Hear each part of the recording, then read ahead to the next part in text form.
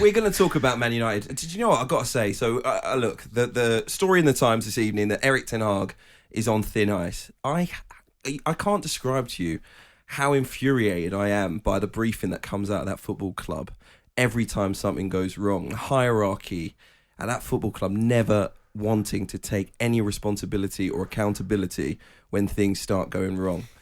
We had the issue with Jadon Sancho. I get that. What's in the papers the next day? Oh, Jadon Sancho's late for training. Oh, Jadon Sancho doesn't get on with his teammates. Ten Hag at all? Listen, there's a certain responsibility that the manager always has to take over their team. What percentage? Every manager in football, their job is to get the best out of the group of players at their disposal. That ultimately is their job. What percentage is his fault? I'd say 20% at this point in time. Wow. So he picks the 11, decides the formation, makes substitutes and tactics, but only 20%. Let me explain. Okay. Firstly, this group of players, under how many managers now? His group. 3 or 4? Sorry, his group of players. Not entirely his group of players. Anthony? But let me tell you, that points towards a bigger culture at the football club. Now, you can say Erik Ten Hag's accepting this culture if you want to. But for me personally, it's a culture that's been allowed to fester over a long period of time. You know, we would say previously that Man United are kind of accepting mediocrity. I don't think that is necessarily the case, but what has happened over a continual number of managers is players being given inflated contracts, which means that Man United now can't sell them on. Very, very poor recruitment. And yes, again, Erik Ten Hag has to take responsibility for the poor signings that the club has made and that he's made, players that he's worked with previously coming into the club. And ultimately, as I said, not getting the best out of the players that he signed. So, you know, to an extent, it is his responsibility. But because we're seeing a continual pattern over a number of managers, it's clear to see that there is something bigger going on at the football club. For me, it's time for the players to go now. And I mean, look, cull, overhaul, whatever you want to say about that squad, there are far too many players at Manchester United who are just never going to be good enough.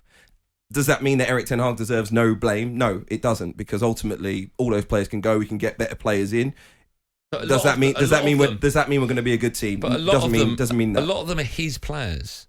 Goalkeeper, centre half, right side of midfield, holding both centre halves. Both centre halves, holding midfielder. Injuries at this point in time, right? Because we didn't start with Varane and Martinez. Martinez has been out for a little while. You know, it's Harry Maguire, it's Lindelof. Wan-Bissaka came off the bench, but it's Delort. These aren't his players. Okay, but let me Reguilon on loan. I know he signed Reguilon on loan, but that's desperation. When we played Man City at the weekend, yeah, right, it was he that decided our centre halves up against Haaland and Foden would be Johnny Evans and Harry Maguire. When you had Varane on the bench, he also decided to play. Do you think we would have won? Or no? I'm just asking you. He also decided to play Victor Lindelof at left back when we had a left back on the bench. He also decided to pay £90 million, or he wanted to bring Anthony to the club, and then didn't play him till the 86th minute. I'm not suggesting he should have played him at all, but if you've got that much faith in the player that you bring into the club, why aren't you playing him? He has made a lot of strain. He got rid of David De Gea and brought in a goalkeeper.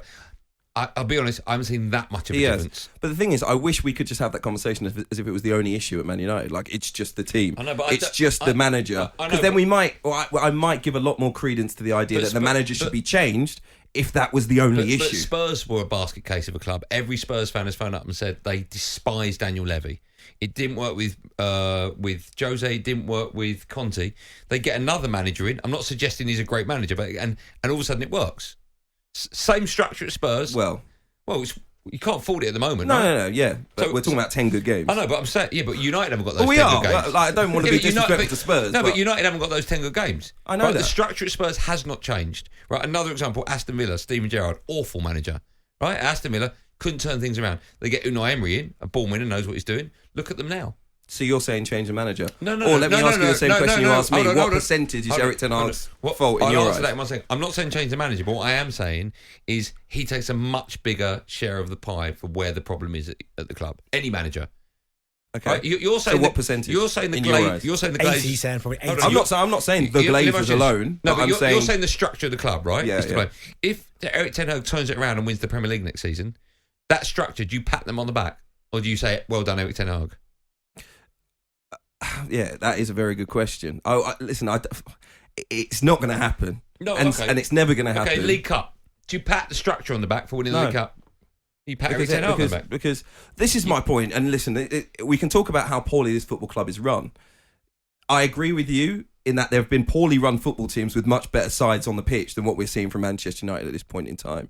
But there are two arguments when it comes to Manchester United, and I think a lot of the fans get confused over us discussing how Manchester United returned to being a Premier League winning, Champions League winning side, and just Man United, this squad of players, maximising their talents. They're not that good players. Let's be perfectly honest. This might not be a great manager who's going to challenge Klopp and Guardiola and the like.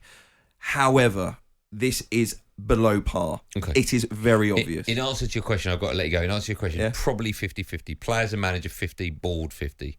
So 150%. No. That's probably someone doing the accounts. No, 50% combined. On field, manager and players. Okay. 50% behind the scenes. So basically, I said 20% Ten Hag, you say 25. No, I said 50% combined. Yeah. So 25 each. So 25 each. Might be 5% players.